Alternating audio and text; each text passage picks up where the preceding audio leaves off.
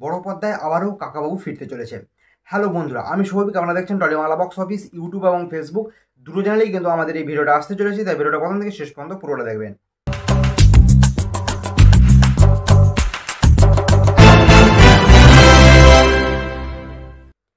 এবার আসি আজকের টপিকে।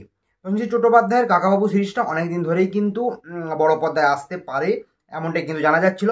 তবে সেখানেই কিন্তু স্ট্যাম্প মেরে ফেললো ভেঙ্কটেশ ফিল্মস। কি না, শুভ মুহূর্ত কিন্তু হয়ে গেল প্রসেনজিৎ চট্টোপাধ্যায়ের নতুন সিনেমা কাকাবাবুর প্রত্যাবর্তন।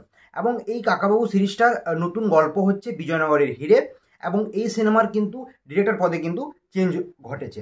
তার কারণ কি, সৃজিত মুখোপাধ্যায়ের হাত ধরে এতদিন ধরে কিন্তু কাকাবাবু সিরিজটা বেশ সাফল্যের সাথে এগিয়ে গেছিল।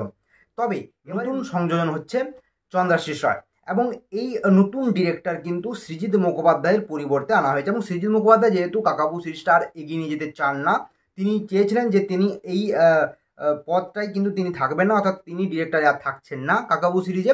তো সেখানে কিন্তু নতুন ডিরেক্টরকে নেওয়া হলো। তবে এই নতুন ডিরেক্টর কতটা এগিয়ে নিয়ে যেতে পারবে এই কাকাবাবু সিরিজের সাফল্যটাকে, সেটা কিন্তু দেখার। তো এবার বলা হচ্ছে যে প্রসেনজিৎ চট্টোপাধ্যায়ের এই নতুন কাকাবাবু সিরিজটা আরও বড় আকারে বড় স্কেলে হবে, এবং নতুন অ্যাডভেঞ্চার যেহেতু বিজয়নগরের হিরে, তো সেখানে কিন্তু আরও নতুন কিছু দেখতে মিলবে এমনটাই কিন্তু জানা যাচ্ছে। শুভ মুহূর্তে সবাই হাজির ছিলেন, এবং এই সিনেমার আরও কিছু জানা গেছে যে মিউজিক দিচ্ছেন ইন্দ্রজিৎ দাশগুপ্ত, এবং সাথে রয়েছে শ্রীকান্ত মোহতা, মহেন্দ্র সোনি এবং প্রসেনজিৎ চট্টোপাধ্যায়, অর্থাৎ তিনজনের মিলিত প্রোডাকশন হাউস, অর্থাৎ ভেঙ্কটেশ ফিল্মস, এসভিএফ এবং এন আইডিয়াস ক্রিয়েশন, দুটো প্রোডাকশন হাউস কিন্তু মিলে এই সিনেমাটা পুরো প্রডিউস করছে এবং প্রডিউসার। তো আশা করব যে এই সিনেমাটার একটা স্কেল আরও বাড়বে, এবং প্রসেনজিৎ চট্টোপাধ্যায় অ্যাড হচ্ছেন এই সিনেমার প্রোডাকশন হাউসে। তো আশা করব যে আরও নতুন কিছু আমরা দেখতে পাবো, এবং স্কেলটাও বাড়বে।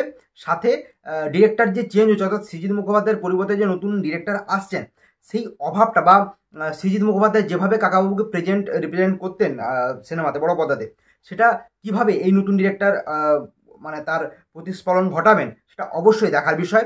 তো অধীর আগ্রহে অপেক্ষা করে রয়েছে।